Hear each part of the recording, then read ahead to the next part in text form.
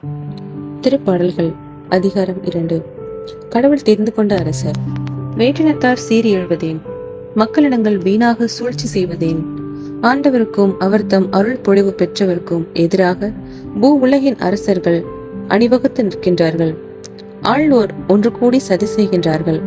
அவர்கள் பூட்டிய தலைகளை தகர்ப்போம், அவர்கள் வைத்த கன்னிகளை நம்மிடமிருந்து அறுத்தறிவோம் என்கின்றார்கள். விண்ணுலகில் வீற்றிருப்பவர் எள்ளி நகைக்கின்றார். என் தலைவர் அவர்களை பார்த்து ஏளனம் செய்கின்றார்.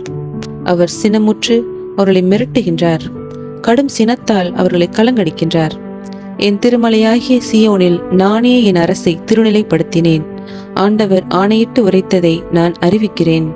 நீர் என் மைந்தர், இன்று நான் உம்மை பெற்றெடுத்தேன். நீர் விரும்புவதை என்னிடம் கேளும். பிற நாடுகளை உமக்கு உரிமை சொத்தாக்குவேன். பூ உலகை அதன் கடையெல்லை வரை உமக்கு உடைமையாக்குவேன். இருப்பு கோலால் நீர் அவர்களை தாக்குவீர். குயவன் களத்தைப் போல அவர்களை நொறுக்குவீர்.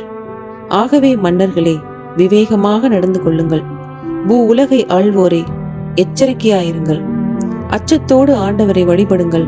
நடுநடுங்குங்கள். அவர் முன் மகிழுங்கள். அவர் சினம் கொள்ளாதபடியும் நீங்கள் வழியில் அழியாதபடியும் அவரது காலடியை முத்தமிடுங்கள். இல்லையேல் அவரது சினம் விரைவில் பற்றி எரியும். அவரிடம் அடைக்கலம் புகுவோர் அனைவரும் பேறு பெற்றோர்.